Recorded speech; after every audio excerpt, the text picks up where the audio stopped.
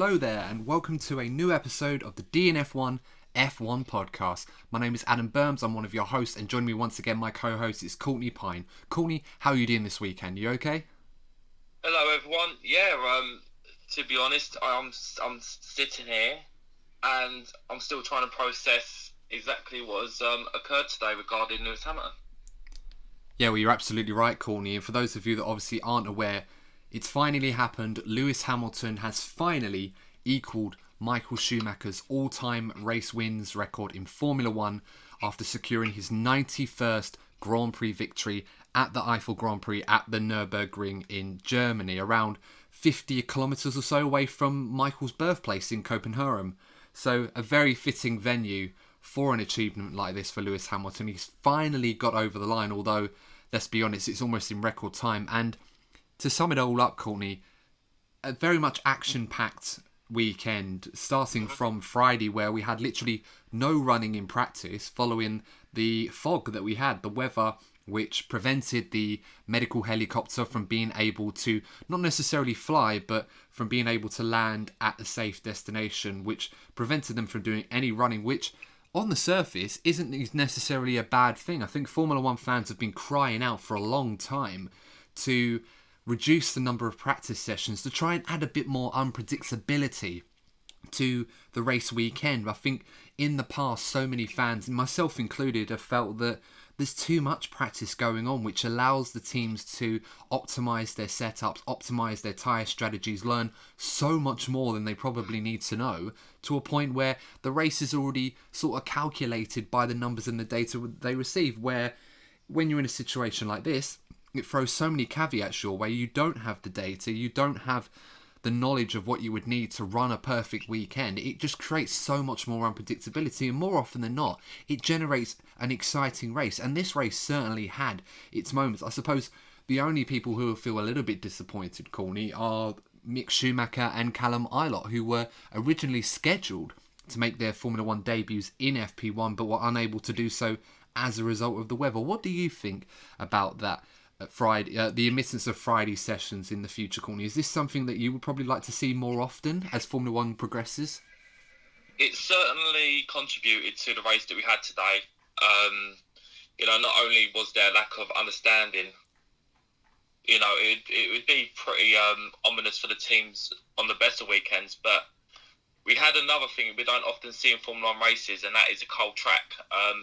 But I believe it to be true, the air temperature didn't get any higher than 9 degrees Celsius, which is very rare to see in Formula 1. And putting all those things together, it certainly contributed to the race we had. I reckon it well could have contributed to a couple of the DNFs we had today. And it probably contributed to one of the focal points of the race, which was Valtteri's lock-up at turn 1, which gave Lewis the lead. Yeah, you're absolutely right, Courtney. And as we say, for the race itself, qualifying, obviously there was a lot of interesting moments, one of which was the omittance of Lance Stroll, who wasn't well on Saturday morning, wasn't COVID-related from what we understand, so just a regular illness for Lance, which rendered him unable to drive the car during the weekend, which meant he was replaced by the super stand-in Nico Hulkenberg, who just happened to be just an hour or so away from the circuit and was able to stand in for him. And Nico did a great job, as always, but of course we will talk about that in a bit more depth. But as you mentioned, Courtney, yes, Lewis Hamilton once again getting the win. It's his, I believe, his 8th win of the season already, and it just goes from strength to strength for Lewis Hamilton, equaling Michael Schumacher's record, as we mentioned, of 91 race victories. And the race itself started off very much in a punchy fashion, it must be said. Valtteri Bottas on pole position, doing a very good job to get on poles. Not often that Valtteri tends to pip Lewis Hamilton, but in certain unpredictable conditions, when you don't get much running, you don't... The conditions, I suppose, they don't follow the norm in terms of the weather being warm and the tyres being difficult to get up to temperature and working range. Valtteri does tend to have this edge to being able to just get in a car like that and just deliver the speed straight away, whereas Lewis tends to build his up over the course of the weekend. So Valtteri being able to take advantage of that in qualifying. In the race itself, Started off very punchy in that incident with Lewis at turn 1, where the Mercedes were both on very cold tyres on a cold track, almost going into each other. But Valtteri managed to hang in there and retake the lead from Lewis. And then, of course, it tended to transpire with the top 3, including Max Verstappen, pulling away from a very, very slow Charles Leclerc. Clearly, the Ferrari in his hands much faster on a Saturday than it is on a Sunday at the moment, but of course we'll get to them in due course. But then as the race progressed in its early stages, Valtteri making a critical mistake, getting a huge flat spot on his front tyres, locking his brakes, surrendering the lead to Lewis almost out of nowhere. We just about managed to catch the tail end of that incident in its latter stages. Lewis managed to take the lead, and then it just got worse and worse for Valtteri in terms of his fortunes, unfortunately. He had, from what we understand, suffered a MGUH issue, which pretty much took him out of the race. It reduced his power to practically nothing worth competing with, and he had to pull in and retire the car. So almost as if everything was going right for Valtteri following the Russian Grand Prix success, equally this weekend, everything that could have gone wrong for Valtteri on Sunday did go wrong. And as a result, Courtney, it's probably fair to say after Lewis winning this race that now Valtteri trailing Lewis by 69 points, I believe it is, this championship could pretty much be one and done for Lewis, if it wasn't already. Yeah, I mean, unless there are some serious problems with reliability for Lewis, I can't see anything but seeing Lewis getting that 7th World Championship. But going back to that moment with Valtteri, looking up, I feel it is very reminiscent of some of the battles that Lewis had with Nico Rosberg. When Rosberg started ahead of Lewis sometimes, Lewis would be very patient because in this era of Formula 1, it's very difficult to overtake, so patience is key. And we saw it particularly in the latter stages of the season. If Nico started ahead of Lewis would just stay patiently behind him, just enough to look after the tyres, but then start putting pressure. And this is what happened today. Lewis got just outside of a second away from Valtteri Bottas, which is important in terms of DRS. And it was almost as if Valtteri had a similar moment that Nico did on a few occasions, where he felt the pressure and made a lock-up in a big turn at turn 1. And Lewis took advantage a lot of the time when it comes to Nico, and it seems like he'd done the same job to Valtteri today. So as much as Valtteri has progressed in the last race or so, it definitely still has a lot more thinking to do when it comes to beating Lewis over the course of a season. Yeah, I mean, it's refreshing to see that Valtteri, at long last, was able to start fighting back with Lewis, really get aggressive to a point where, you know, you're sort of watching it on TV and I'm thinking, yes, Valtteri, finally, you're fighting with your teammate. None of this diplomacy stuff or try and do fair racing. Really get stuck in there and try and battle him because you're fighting for a world championship. And, you know, ultimately, it's probably too little too late before a wheel was turned this weekend. But, you know, despite the misfortune that followed for Valtteri, which really took him out of contention for the race, if his mistake early on hadn't already done so, because it forced him into an earlier pit stop, and then the first virtual safety car of the race came out, which allowed Lewis and Max a free pit stop almost. You kind of felt that Valtteri needed to be doing this a lot more earlier in the season. I think there comes a point where, you know, without sounding too harsh on Valtteri and criticising, because we have done that quite a lot on this podcast in particular, but you almost feel that if you continue to drive the way that you are, you're not going to win against Lewis Hamilton. So the only option you have available to you if you want to beat Lewis is to be a lot more aggressive, take those risks. Sometimes you may end up in the gravel trap alongside Lewis like Nico did, or you have an incident with him and yeah, the team might be a bit peed with you over it. But if they can see that you're winning races and winning world championships, like Nico was, there's absolutely no reason why they would have any doubts or concerns in keeping you in the car. Much less to the fact that they probably didn't have those concerns too much, whilst Valtteri was doing a good job coming in second place and playing a rear gunner to Lewis. So, you know, it's that conundrum that Valtteri has, that he really needs to make sure that he is very punchy and aggressive when battling Lewis Hamilton, because there's no other way to beat him. Unfortunately, the elements weren't on his side today, and the misfortunes that transpired following that incident. But for a moment, it was quite good to see Valtteri have a more punchy approach, I suppose, to fighting his teammate. It's just a shame that he's not doing that more often, because he probably would win a lot more battles than he loses by doing that. I think the rest of the season's very important for Valtteri. Even if there is a likely outcome he doesn't win this World Championship, what he needs to do is have a positive momentum going into next season, because I feel that next season is vital for him in several ways. First of all, I feel that with the big regulations coming in 2022, this could be his last real opportunity to win a World Championship. I know Mercedes are very good at adapting, but you can't help feel that with a new era in Formula One, you might have a new fastest team. So this could well be his last opportunity next season. Also, we've discussed in previous episodes, Valtteri is driving for the most sought-out seat in Formula One. There are drivers queuing up for that second seat. We mentioned the likes of George Russell, or even Max Verstappen going forward, given the uncertainty surrounding Red Bull. So Valtteri really does need to, because there has been improvements. Fair play to the guy. There's been improvements in the last couple of races, but he needs to not let himself get too down over the weekend he's had, or how it's ended. Carry some momentum going into next season, because I feel that next season will be his final chance to win that World Championship, or even stay at Mercedes. It's a make or break career moment for him coming up. Yeah, definitely so.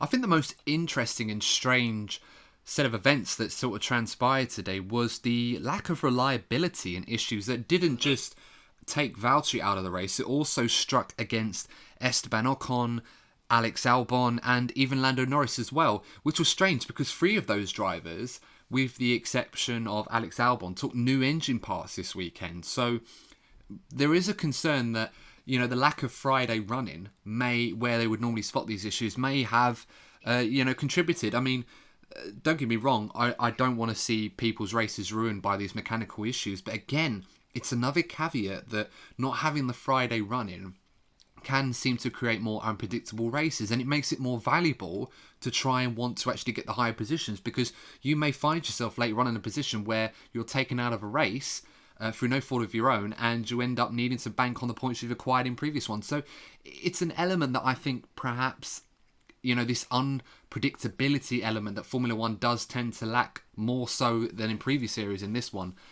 And, it's something that we're going to be seeing as well at Imola in a couple of weeks' time, where there won't be any Friday running. Now, the reason, for those of you that don't know why that is the case, is it's not an experiment, but it's more down to the fact that the logistics of travelling from Portimao all the way to Imola in the space of a week is just so difficult, where if you had the Friday running, most of the teams probably wouldn't have all of their equipment there.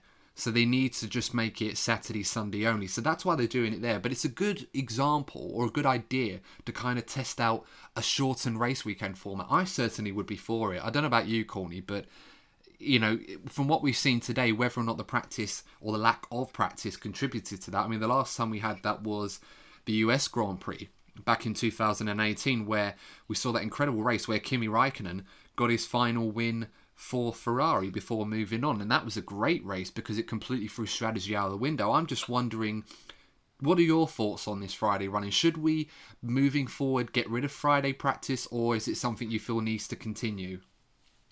I think it depends what you want to see, because we're very sport fans, have their own opinions of what they like to see.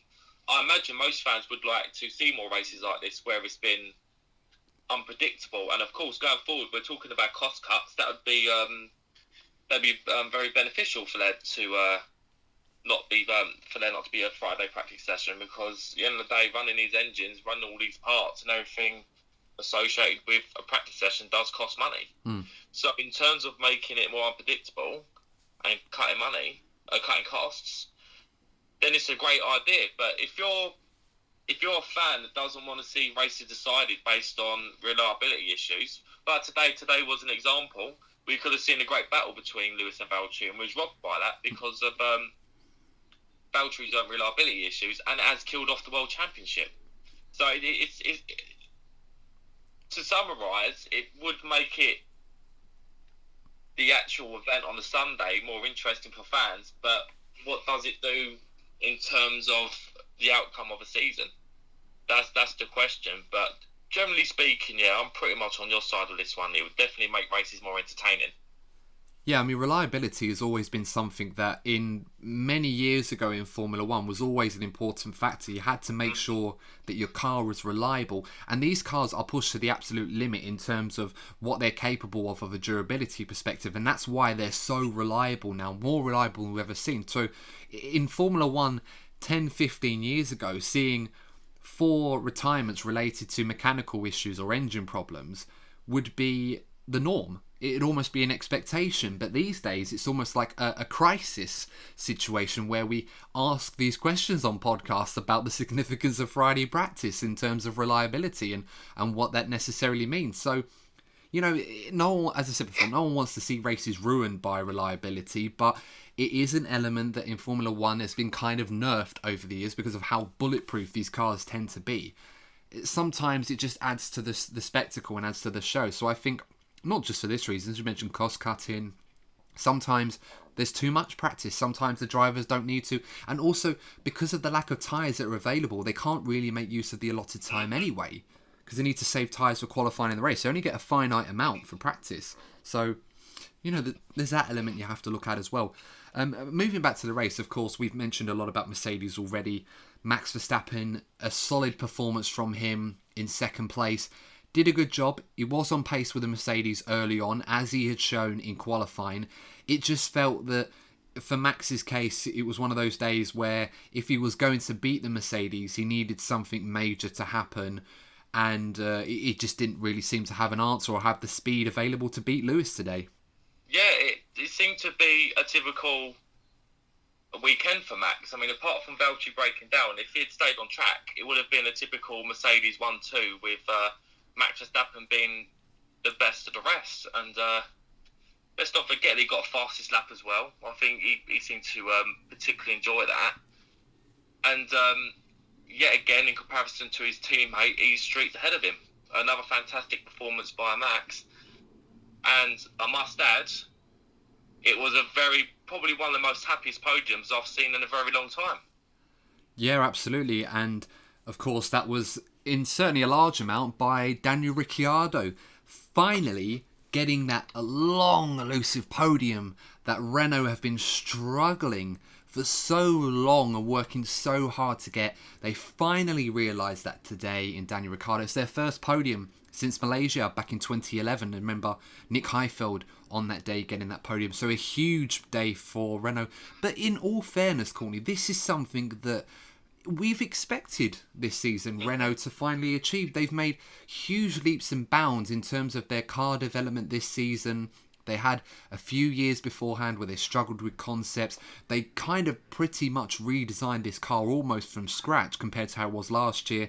And it's finally culminated in seeing Daniel Ricciardo, who has been one of the brilliant, outstanding drivers this season, finally getting that podium. So, I mean, it's well deserved for Renault. I mean, what are your thoughts on that? I mean, because Renault look like now, in some regards, they probably are the leading team outside the top two.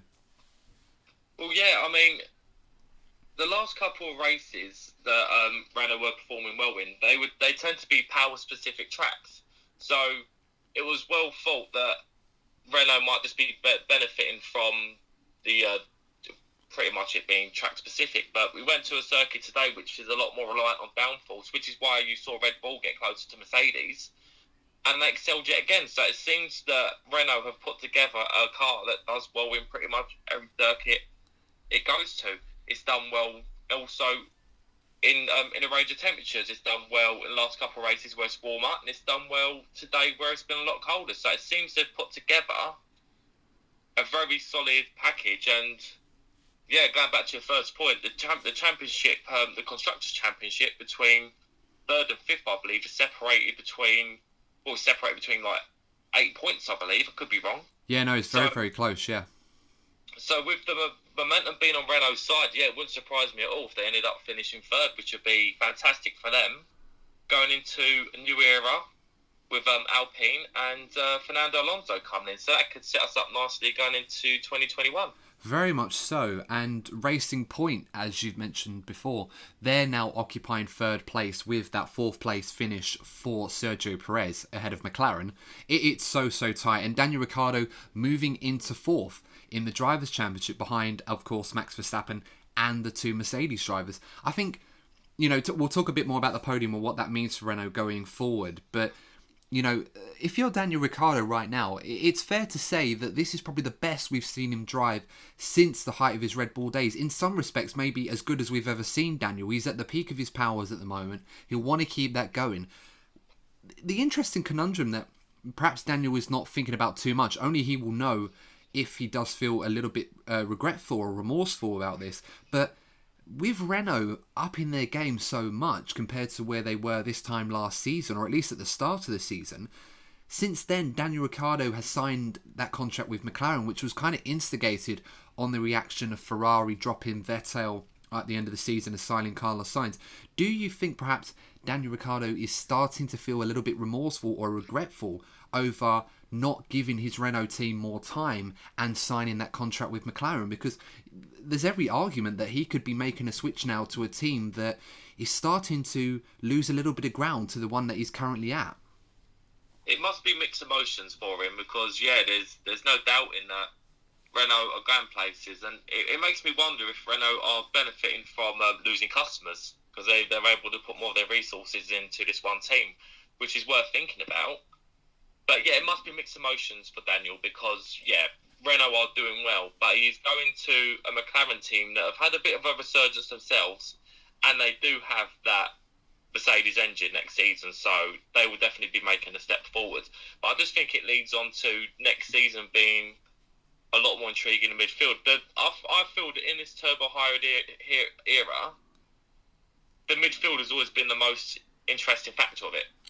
But I'm predicting next season's going to be closer than ever, and it'd be interesting to see two big Formula One names in Renault and McLaren battling for third spot, even if Ferrari make a resurgence. So you'll be having some very big names battling for podiums and maybe wins in exceptional circumstances.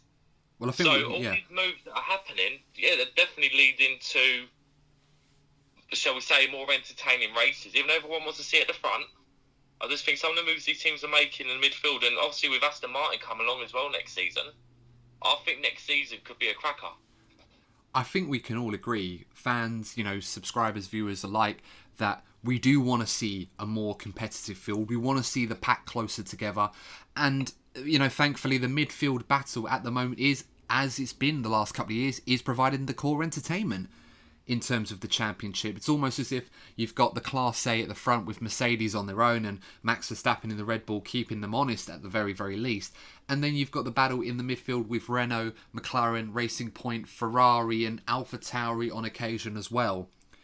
It just provides a different element to this championship, which with the new rules and the budget caps being introduced for 2022 and even some elements in 2021, hopefully will bring them a bit closer together. This is kind of shaping towards where we want to be, and it's only going to get better, so that's what we're hoping for. We just need to hope that these new regulations deliver the required racing circumstances, I suppose, rather than creating more obstacles that these more recent regulation changes have provided. Just one more quick note on Renault, of course. It's a shame for Esteban Ocon that he had the issues. Obviously, he's not able to get the most out of his car in the same way that Ricciardo is. That's something that Renault are going to have to be concerned about, because whilst he's still learning his way and getting to grips with this, with Fernando Alonso coming next season, there's no guarantee that Alonso's going to be able to deliver that blistering pace he still had, even in his later McLaren days. It is something that Renault will have on their mind, given that Ricciardo is moving on to another team. But I just wanted to sort of a bit in jest point out the promise that Cyril Abieteboul made to Ricciardo at Renault was if he managed to get a podium, he would get a tattoo that I'm sure Daniel himself would have some sort of input as to what that will be. So they did ask Daniel this in the interview, and he did say, it's a real thing, it's going to happen, probably something to do with me, but with a bit of a German flavour. I mean, I don't know about you, Courtney, but I'm imagining the US office, that episode where Andy promises his staff if they get a certain number of points or do a certain amount of work, that he would get a tattoo that they would design on his derriere, or gluteus maximus if you like. I'm imagining something similar, but with a Daniel having a shoey moment tattooed on Cyril's Gluteus Maximus. What do you think? Right, I'm going to go with a different one. Let's see. We could both be completely wrong. I've got two theories. So the first one will be a honey badger eating a German sausage. All right. Oh, that caught me off guard. But wow. And then you've got then a honey badger wearing lederhosen. So let that sink in. Yeah, well, I don't think that's something I've ever seen before. A honey badger in lederhosen. I mean, I was going to say to the viewers or listeners in this case, if they have any better suggestions of what tattoos Cyril should get and wear, to leave it in the comments. I mean, I'm still going to ask you guys. So if you are listening on YouTube or even on Spotify, you can log on to the YouTube channel in the comment section of this video. Let us know what tattoo design you think Cyril should get and also where you think he should get it. But please keep it PG. So I think Gluteus Maximus, I think, is as far as we'll go on that one. So nothing too private, I suppose, is probably the right way to put it, or heinous if you like. But yeah, I don't think we can get much better than that, Courtney. It certainly beats my shoey idea. Unfortunately, we didn't see Daniel do the shoey on the podium. Yeah, Normally, it's almost... COVID robbed us of shoeys. It's robbed us of so much this year. But the worst thing that it's taken from us is Daniel Ric's shoeys. Yeah. We're looking forward to doing it. But unfortunately, the killjoy that is COVID-19 has stricken us yet again. Yeah, I mean, it's almost as if that it's been so long for Daniel, he's almost forgotten how to do it. But I'm sure, whenever he gets his next one, he'll be reminded, or he might just do one in private anyway. It's Daniel. That's the best thing about Daniel. What you see is what you get with him. So, great character and brilliant to see him on the podium once again. So, with that in mind, I think it's a good opportunity to take a break as we're at the halfway stage. So in the second part, we'll analyse and review the performance from some of the other drivers on the grid, and of course, including a brilliant comeback for the super stand-in that is Nico Hulkenberg. So until then, we'll see you in part 2 of the DNF1 F1 podcast. So welcome back to part 2 of the DNF1 F1 podcast. So the second half of our Eifel Grand Prix race review, I'm never going to get used to calling it that, prefer the German one, but a lovely moment that sort of befitted us at the end of the race was when the F2 Championship leader, Mick Schumacher, the son of Michael Schumacher, presented Lewis with a replica of one of Michael's helmets from his time at Mercedes, donning that design. And I don't know about you, Courtney, but that was an absolutely beautiful, touching moment from the Schumacher family to present Lewis with that helmet, to acknowledge Lewis equaling Michael's 91 race wins in Formula 1 record, which pretty sure Lewis will eventually beat. I mean, what was that like to you, Courtney? I think the only thing that I can say that was slightly a little bit bittersweet with that moment is that Michael himself was not there to see this and present the helmet to Lewis himself. Yeah, that's what I was going to say, mate, to be honest. Yeah, it was a shame that Michael wasn't there, but the next best thing, shall we say, Mick, who could well have a big future in Formula 1 himself, handing a trophy over, did the helmet, shall I say. And you never know, if things go really well for Mick when he comes in, maybe one day you'll see Lewis Hamilton handing one of these helmets over to Mick. You never know.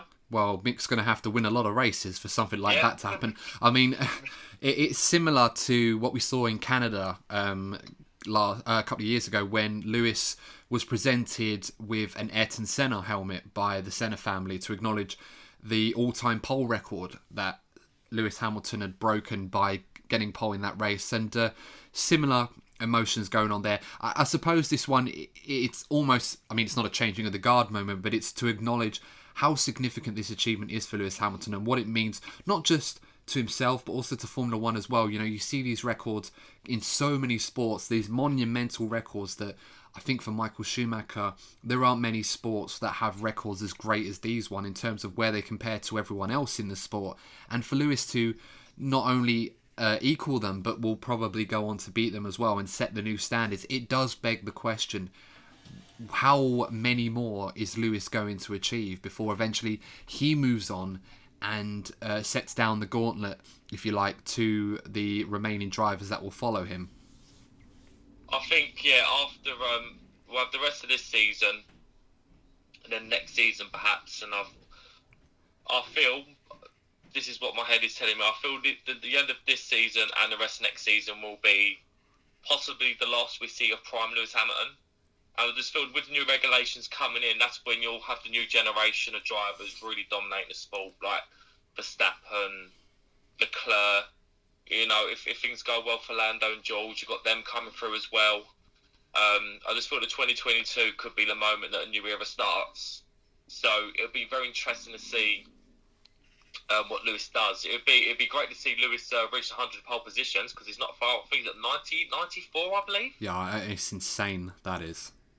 So no one even touches him when it comes to poles. I think it was 60 something, wasn't it? I think that was the pole record. I think that did Ayrton Senna set that. Yeah, Senna was next, and then Michael Schumacher after that.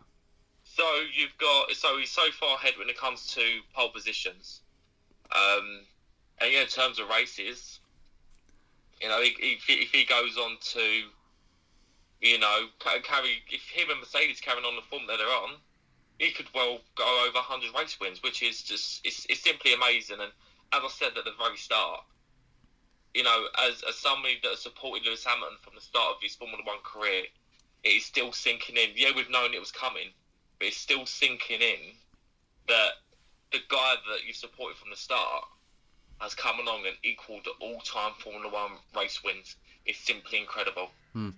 And will set new standards, I'm absolutely sure. Not just that, but possibly world championships too. Of course, Lewis, the rumours are going around that they are very, very close to agreeing a deal with Mercedes to be announced very, very soon, which expects Lewis to be around for at least another 3 more years. So, you know, some of the drivers thinking, is Lewis going to be done? Well, we'll probably have to worry about him until at least the end of 2023, but we'll have to wait and see when that news gets confirmed. If, of course, that is absolutely correct in terms of a rumour, but we'll have to wait and see on that one. So, moving on to the incredible success of Lewis Hamilton, we'll move to a driver now who has had a mixed bag this season, has had his good moments, of course, that first podium in Mugello for the Red Bull team, to a day like today, which proved to be very, very difficult in contrast and ultimately ended in him retiring, and that was Alex Albon. So, Courtney, I know you wanted to talk about Alex a little bit on this one. A very strange race for Alex. He never really was anywhere near on par in terms of pace with Verstappen. In qualifying, he got pipped by Charles Leclerc in qualifying. In the race, he obviously very nearly crashed early on, almost going into the Ferrari, funny enough, into turn number 3. And I suppose it begs the question with Alex, because once he flat spotted those tyres in the opening stint, he completely ruined his race. You know, there's still these rumours surrounding that second seat at Red Bull. Whilst we both expected Albon to stay on, the fact that Red Bull haven't gone out to confirm this for definite, is it something that is weighing on his mind still and perhaps affecting his driving? I mean, possibly. Like, you know, we've had the conversation so many times with we compare him to Max, and the main problem that Alex had to start with was his qualifying, and he seems to have got close, you know, because like often he wasn't even getting out of Q2 at the start of the season. He seemed to have made some progress, but it seems to have switched around a bit, because what would usually happen, he'd usually start, you know, in like 11th, 13th, whatever, and he'd work his way up the grid. And usually he'd have some very solid race weekends, which would make up for the Saturday. But it seems like this afternoon, he completely ruined what was a pretty solid position where, yeah, again, Red Bull could have, you know, considering Valtteri went out, Red Bull really could have done with Alex being there or thereabouts to give Mercedes a headache when it comes to deciding Lewis's strategy. And he just seemed to be really clumsy, like really making some mistakes that you really shouldn't be making at that level. I know it's easy coming from a guy that's just like talking from his bedroom on the phone, who's never driven a sports car before. But just watching, you just watch on and think you shouldn't be making those mistakes at that level. And I don't know, for me personally, you know, you should always give people the benefit of the doubt, you know, because it's tough. It's tough to race at that level. But I don't know. I'm just looking from the outside, and I'm just thinking about some of the drivers who could potentially be dropping out of the sport, or who should really be, with their talent, they should really be in a team like Red Bull, challenging for podiums and wins. And we're not seeing it, and it's just for me. I'd love to see a Perez or a Hulkenberg or a George Russell in a team like Red Bull, and I just feel they'd offer a lot more to the races. And unfortunately, we could be losing some of these names. And whilst we have someone like Alex being clumsy and wasting some really good opportunities for Red Bull. It's something that is concerning for Red Bull, because whilst they've unanimously backed Alex in recent weeks in terms of his future at the team, it does raise questions over whether Red Bull, if they hadn't already, were starting to have doubts over whether or not he is the man that can take them forward and give Red Bull another dimension, I suppose, in this battle with the Mercedes team. As you mentioned already, Red Bull have had this conundrum all season where whilst they aren't able to provide Max with the car at the moment to beat the Mercedes on a regular basis, it just shows that in Alex they're not able to have a second driver to really give Mercedes something else to think about. Verstappen has been fighting them on his own single-handedly, and with that extra car, and this is something that's happened a lot, whether it was Max or whether it was Vettel in Ferrari or even Leclerc in Ferrari as well. It's always been an element that Mercedes have always had at least two cars to fight for race wins and fight off other teams and change the strategy to work in their favour. And most of the time it does work out that way, other than the odd exception, as we saw in the 70th anniversary race where Red Bull played a blinder in terms of the strategy, and Max in particular. And for me, I kind of look at a few things. I look at the way Alex is driving. I look at what happened to Pierre Gasly last year, how that affected him. It does make me wonder if simply just putting another driver in that car is going to fix the problem, because you know, you've seen two very young up-and-coming drivers with excellent pedigree from junior categories, very, very quick when they drive for AlphaTauri and Toro Rosso respectively. And as we've seen Gasly doing a great job now since he's returned to AlphaTauri with his second top six finish of the season, including that win in Monza. But you kind of look a bit further than just the drivers.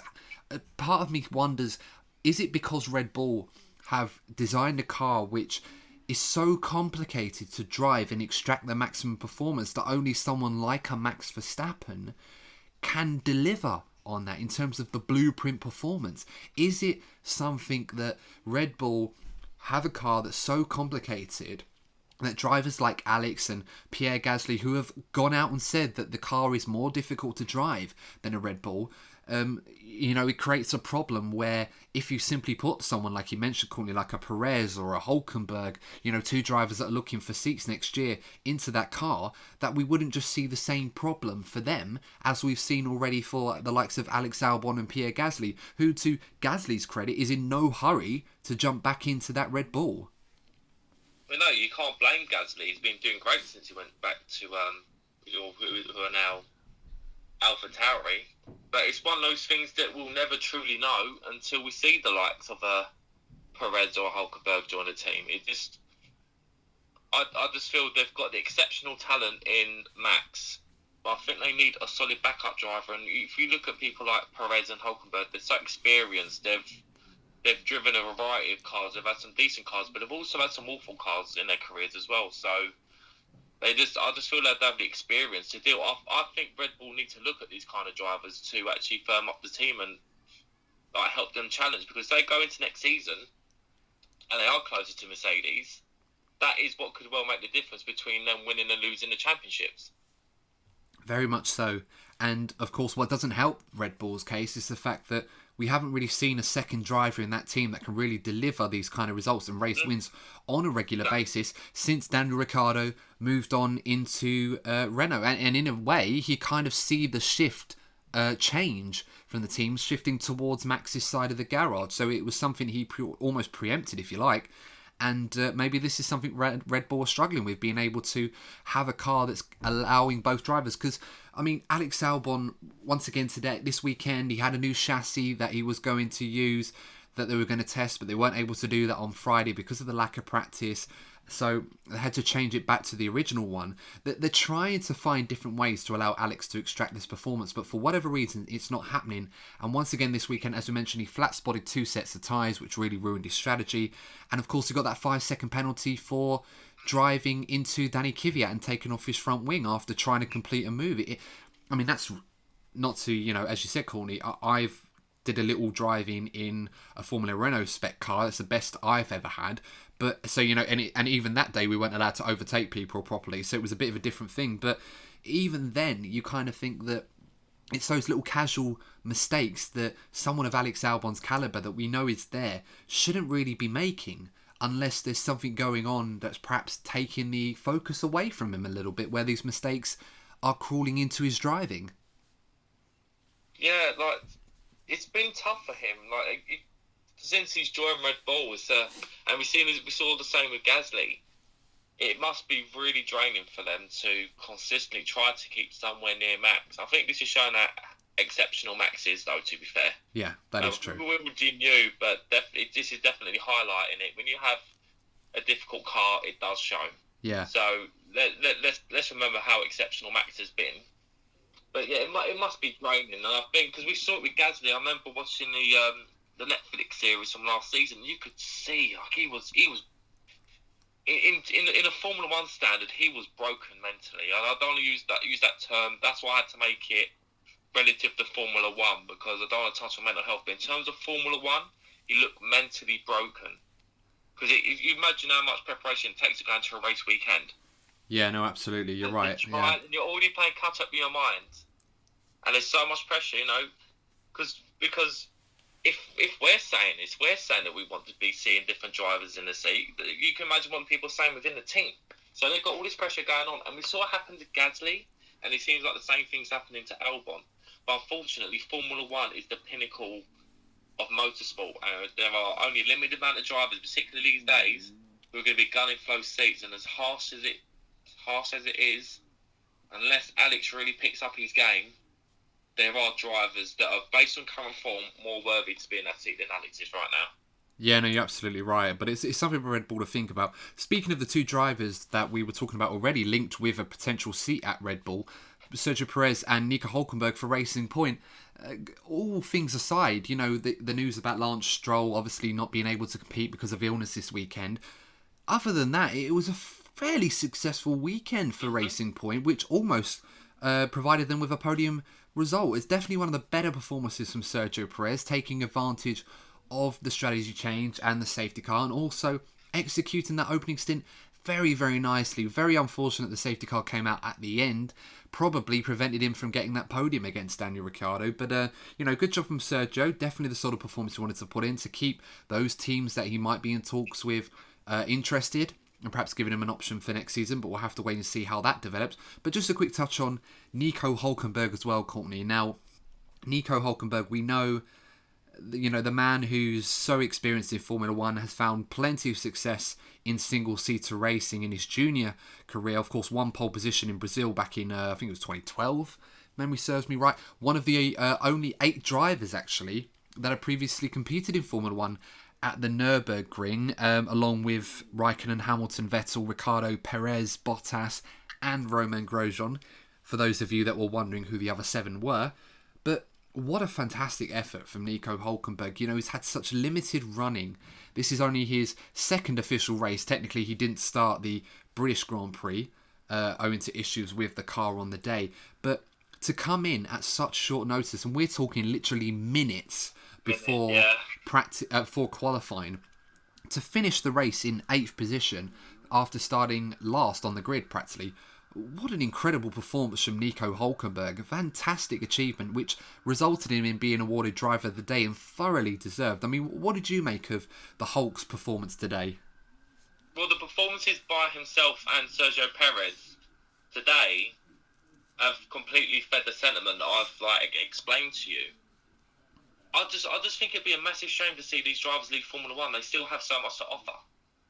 I just think they've both been Perez has just been so consistent during his time with Racing Point and formerly Force India, and Hulkenberg has all over the course of the season. Hulkenberg has always delivered, and that's why I just thought that they are the type of drivers that are perfect for Red Bull right now.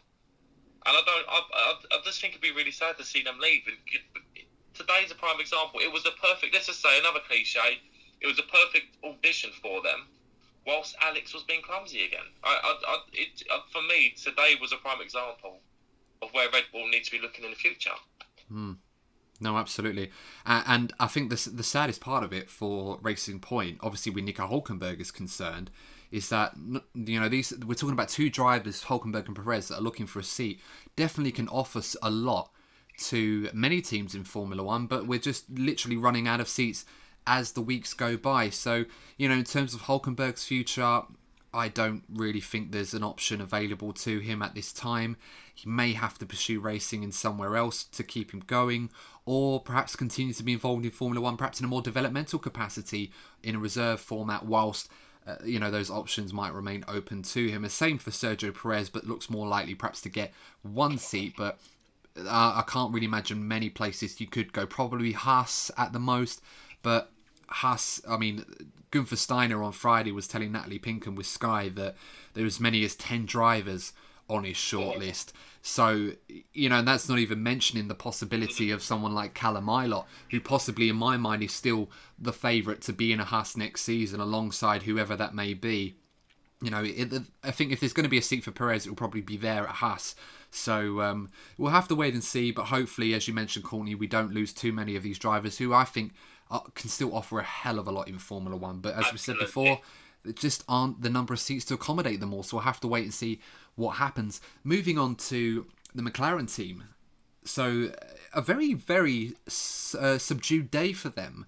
Carlos Sainz finishing P5. Good performance from him under the circumstances. Lando Norris was driving a very good race, and until he had the problem with his engine as well. He had some power issues with his Renault engine. He had new engine parts in his car. Not sure if those contributed to those reliability issues. But I think in Lando's case, you could tell from some of the radio communications where he's becoming increasingly frustrated that he was pretty much on for a podium today until that happened. What do you make of McLaren's day? The race that Lando had today reminded me of Spa last season. You know, very solid. And actually, despite the moaning on the radio, he was doing fantastic with that car, given the problems he was having. I don't know how these drivers continue to drive the way they do, given all the buttons that they need to press, all the modes they need to be going. You've got someone talking in there. That's why I respect Formula One drivers. But I'm going off on a bit of a tangent. But yeah, like, he was doing so well. And because I thought he might still get the McLaren in the points, given the problems he had, but he still broke down, and it did. It reminds me a lot of Belgium last season. But, yeah, I mean, again, going into next season, I think next season's going to be big for McLaren. This is going to be their opportunity to try and get back with the big boys, but they need to be more reliable for that to happen, because McLaren, this has happened with McLaren, even like a lot of time with Sainz, actually. McLaren have got themselves into very good positions, whether it be podiums or really good points finishes. And there just seems to be random issues which they really need to be cutting out if they want to be getting back with the big boys.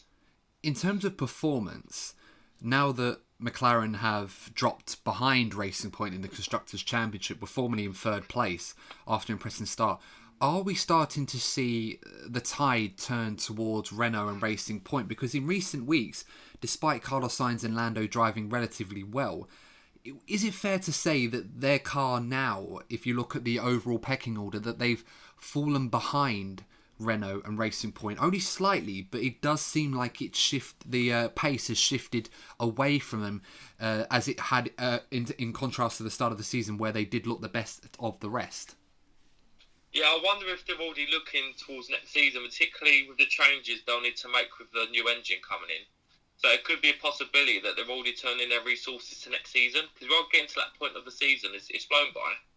So there is that possibility, but it does seem like they have fallen behind Renault and Racing Point. I think the exceptional performances that we could see from Sainz and Norris in terms of their raw talent could define where McLaren end up finishing, because they're behind but not far enough behind for the drivers to make a difference, I feel. And at the moment it does seem that they're developing their car to be a more Mercedes-like car. They introduced obviously a new Mercedes nose and a new Mercedes front wing this weekend in particular, And as you rightly pointed out, it probably is in part to accommodate the new Mercedes engine they'll be getting next year. So I imagine there'll be more updates on the car. They won't want to give up this championship fight. I mean, it's been a long time since McLaren finished in the top 3 of a Constructors Championship. So they'll keep going. But at the moment, it does seem that the tide is shifting away from McLaren towards Renault and Racing Point at the moment. But still plenty of racing left to go. Moving on to, as I mentioned, we covered AlphaTauri already. Kvyat's race was pretty much ruined by that incident with Alex Albon.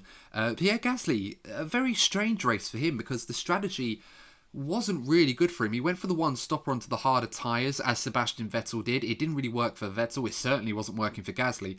The safety car really saved his blushes on that one, and as a result managed to pick up a very good P6, his second P6 of the season. The first one, the top 6 finish. His first one was obviously that win in Monza. Another good, solid weekend for Pierre Gasly in the end. Yeah, he's been one of the drivers of the season for me. I think I'd probably say him, Max, and Danny Ricciardo have been the drivers of the season. And yeah, Gasly's another one. Like, he's another driver that I want to see get given a chance to challenge towards the top. He's certainly rejuvenated himself after going back to AlphaTauri. Yeah, absolutely right. I couldn't agree more with that one. And it does look like he's going to be staying there. There's absolutely no signs coming from anyone at Red Bull or even Gasly's camp that they're even thinking about putting him in that car next year with Max Verstappen as it was in 2018. So, that looks pretty solid there. Another good drive from him. And I think they'll be pretty happy to finish in 6th place under the circumstances. So, going from them to talk about Ferrari, who usually appear a lot earlier on our podcast episodes in the past. Today, a mixed set of feelings for them. Probably not the best of days that they probably could have hoped for. I mean, qualifying, they looked pretty quick in some regards. Practice, they looked pretty fast. We were quite limited to the short run pace of the Ferrari in contrast to the long run, so we wasn't really able to ascertain how well those upgrades that they brought on the car was working. Again, Ferrari not necessarily chasing performance, they're just trying to add on little bits to their car, little details with next year in mind to give them a bit more of an understanding how this car will work next year to help them out as best as they can. At first glance, it looked like Ferrari were slowly getting back to closer to where we thought they should really be. They looked like they were at the top of the midfield, especially in Charles Leclerc's hands. Qualifying came round. Charles Leclerc, fantastic performance from him to get into the top 4. He was not too far from the top 3 in some respects, but he was definitely clear of the rest. Excellent job from him. But once again, as it did in Mugello, as we saw, as the race unfolded very, very quickly, we saw that the Ferrari was nowhere near fast enough in race trim to keep the likes of the Renaults, the Racing Points, and even the McLarens behind him.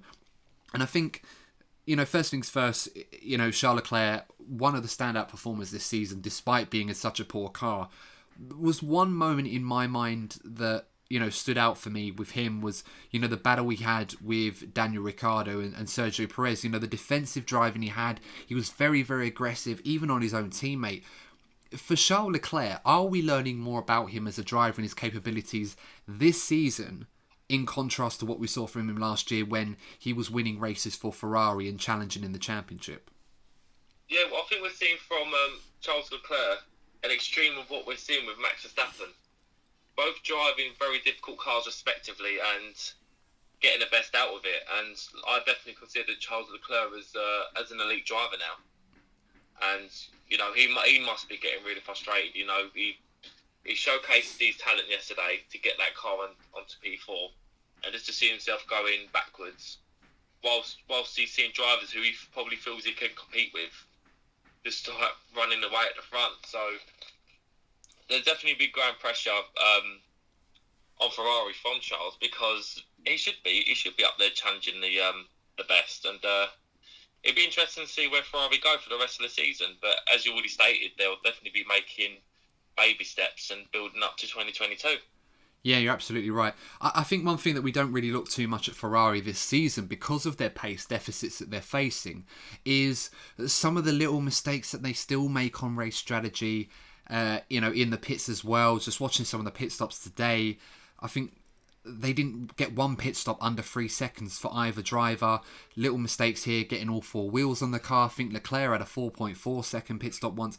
I think one thing that really frustrated me the most was the safety car towards the end of the race, followed from Lando Norris's retirement. I don't know if you noticed, Courtney, what happened was everyone was coming into the pits to change their tyres, and that Ricciardo come in, Perez come in, Sainz come in. Leclerc stayed out, but what was really frustrating is the Ferrari team tried to forcefully come out of the pit to pretend they were going to do a stop to service Charles' car. They brought hard tyres out, so that's how you could tell that they were faking it. But it seemed like it was an attempt to trick the AlphaTauri team into bringing Gasly in to try and put him further down the pack behind a few cars. And what really frustrated with that is AlphaTauri did it. Whether or not Ferrari forced their hand or not, we don't know. But they made that decision, put Gasly on soft tyres when he definitely wasn't going to want to stay on the harder tyres towards the end of the race, because he's been on them for so long, but then overtook Charles Leclerc anyway. So it was one of those where I think the question remains, why is it when Ferrari make these judgment calls, and they happen all the time for years now, it's almost like boneheaded decisions. It's like, why are you doing this? Because by doing that, whether or not AlphaTauri responded to what Ferrari did, or they decided to do it on their own accord, they practically cost their driver the 6th position that he was probably going to get before the safety car came out. I think, a couple of points. Yeah, this has very much been the case with Ferrari for a few years now, and some of the decisions did go towards their failure of getting close to winning the championship when they had the cars to do it. They definitely made some big decisions, not only the drivers, but the strategists just made some stupid decisions which have cost them dearly. But I'm not going to lie to you, Adam. I had my eyes closed when you said Ferrari pit. The Ferrari mechanics came out to dub the AlphaTauri. Now, if you'd said that to me 4 years ago, for example, that Ferrari tried to fool the Toro Rossos that they were competing with, usually be expecting them to do it against Red Bull and Mercedes, but no, we're talking about them competing with AlphaTauri, and I don't know how they end up in the state that they're in. They go from challenging Mercedes and Red Bull to challenging an AlphaTauri. I don't know, mate. I don't know. No, you sort of hope that at least while Ferrari are going through these issues, that they'll be able to shore up issues in other areas that they've been lacking, that have gone completely under the radar because they're not fighting for race wins like they were. But it's still happening, and it does worry me that Ferrari do need to address these issues. They're not something that until the car gets better that you can just carry on as normal. It needs to be every dynamic, because Red Bull have this on lock, Mercedes have this all done. Even the Williams team are able to, get on top of these other things that don't involve the car per se, and they're able to maximise their best chances in the race. And yet Ferrari still make these small mistakes which do add up a lot in Formula 1. It's those small details and 1% circumstances that they get wrong that do ultimately cost them very, very dearly. And it's something that if they don't sort out, they will still have to deal with when eventually they will have a fast car again. So that's a pet peeve I saw today. Just really annoying me. But Charles, nonetheless, excellent performance from him once again. P7, probably the best he probably could have hoped for under the circumstances. Maybe a P6, but obviously, as we mentioned already, Ferrari kind of made a mess on that one, not pinning him under the safety car at the end and giving him the softer tyres. Moving on to the Haas team now.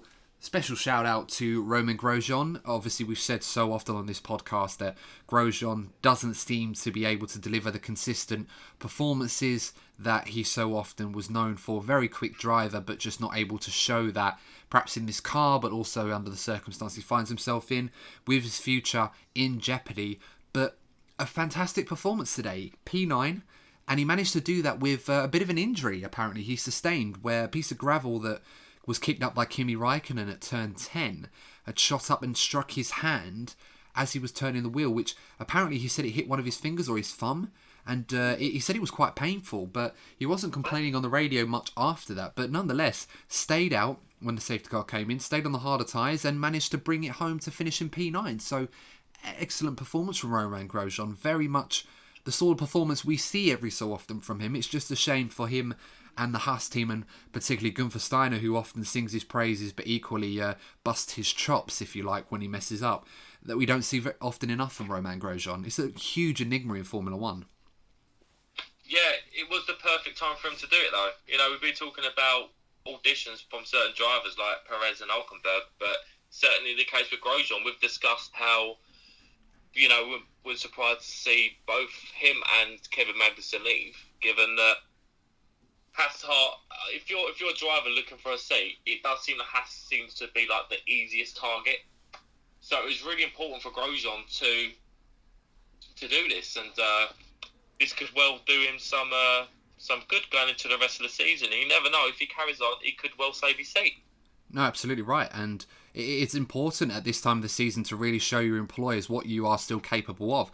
As I said before, I think the problem for him in his defence is that Haas know what he's capable of in good and bad ways, and they probably would like someone that would be more consistent, or granted the car's not that great anyway, but going forward they would want someone a bit more consistent, who that may be. There's so many drivers on the shortlist. I mean, even Nikita Mazepin from F2, his father Dimitri was rumoured to be buying a large stake in the Haas team. Not sure how true those rumours are, but there's so many options in the Haas team that almost anybody without a seat in Formula 1 next season could find themselves in there, from not just F1 but F2 as well. I'm still going to stick to Eilert and Magnussen, but Perez could find himself in there. Maybe Hulkenberg. We'll have to wait and see. But I would like to see Perez and Eilert. That would be my ideal. It seems the popular choice, and probably would increasingly become the favourite choice. But it's all so many elements that come into it. And I'm sure Haas wouldn't mind the financial backing that Perez provides. Let's not forget as well. But we'll have to wait and see. And finally, last but not least, we'll cover Williams briefly as well. But Alfa Romeo, worth talking about them for two reasons. Giovinazzi, P10, good performance from him. A driver that neither of us expect to be in that car next season, but a very good performance nonetheless, getting another point. His second points finish of the season, the first of which coming earlier in the season in Austria. And Kimi Räikkönen. Now, he had a very mixed race today, very strange race. Had that incident with George Russell, which saw him get a 10-second time penalty. I don't think we can argue that Kimi was definitely in the wrong there, made that mistake, which cost him the points finish whilst taking George out of the race. And today was his 323rd Grand Prix start and finish, which now makes him the all-time most experienced Formula 1 driver, overtaking Rubens Barrichello, the former Ferrari and Brawn GP driver, runner-up in 5 Formula 1 Championship seasons, I believe. So, a very strange day for Kimi Räikkönen, but must be said, what an achievement that is for Kimi, to be the all-time most experienced driver in Formula 1. Do you think that's something Kimi was really bothered about, as someone told him? He didn't exactly look too bothered, did he? No, I would say well done, what a great achievement, Kimi, but I don't think he gives a toss, to be honest. He'd probably just go, boah. You know what, in a way I envy the man. You know, he wakes up in the morning, right, jumps into a Formula 1 car, drives around for a couple of hours and takes his wage home. I mean, who wouldn't want to live that life, eh? That's a pretty sweet life to live, and Kimi certainly enjoyed himself. He refers to it as a hobby or a bit of a game. It probably weren't one of the most fun days today. I mean, Martin Brundle said to him, surely by now, after that many starts, you must have the perfect start. And he said, well, not really. You know, you get on with it and just go. In typical Kimi fashion, I clearly don't do it justice, but incredible achievement for Kimi, and what an enticing lineup that could be for next season if what we believe will happen is Mick Schumacher joining Alfa Romeo to partner Raikkonen, to have the Schumacher-Raikkonen partnership that we never got at Ferrari, very nearly did in 2009 I should say as well. And it's one of those things where you've got Mick Schumacher with all the experience he's got from junior category, obviously not able to get much information at the moment from his dad. Hopefully, Michael recovers soon, keep fighting, but with the experience and World Championship prowess of Kimi Räikkönen, it does prove to be an exciting lineup for next season, really one that could suit Mick and help him out a lot as he learns the ropes in Formula 1. Yeah, you want to be keeping people like him in the sport. And as you said, mate, I think he'll do Mick Schumacher a lot of good. Absolutely, and yeah. I feel that there's growing intrigue towards the bottom of the field. I mean, it's just a shame it isn't more competitive at the front, because going into next season, you could have a really tight midfield and a lot of intrigue about some of the drivers we could see coming in at the bottom. So, yeah, if F1 just sorts their game out at the top, we could be in for a cracking season next season. Yeah, no, absolutely right. And obviously, last but not least, we'll talk about Williams briefly. Not the best of days for them. I mean, Latifi did okay in the race today. He finished outside the points. George Russell, again, the enigma with George Russell, despite having the slowest car on the grid at the moment, definitely always delivers on a Saturday. But on a Sunday, for one reason or another, other than Mugello, it just doesn't seem to go George's way. Either he makes a mistake, something happens, or in this case, taken out by Kimi Räikkönen, which completely ruined his race. I mean, we've talked about this before with George Russell, but it just seems every single race that we're basically just waiting for George to be in a more competitive car in order to gauge where he stands in the pecking order, not just in Formula 1, but also in the cohort of drivers we expect him to be fighting with, the likes of Leclerc, Verstappen, Norris, Sainz, Ocon, all of that, all of the above. So, yeah, another frustrating day for Williams and for George Russell as well. Yeah, how I feel about George. Really, really frustrated for him. I'd love to see him in either an Aston Martin or a Mercedes, but he just seems to be one of the unluckiest guys in Formula 1 at the moment, and I just hope that Williams give him a car to really showcase his talent next season. I hope so too.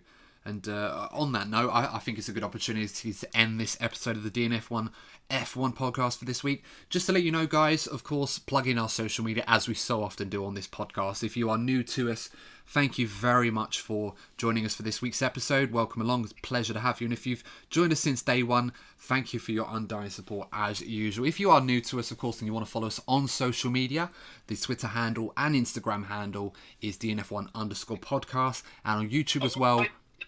We're on Facebook now, Adam, yes, don't forget. we are on Facebook as well. I was just going to say, actually. And on YouTube, we are DNF1-F1 podcast. And that's the same as well for the Facebook page. So, of course, if you are on Facebook, make sure to check out our page and give us a like and a follow as well.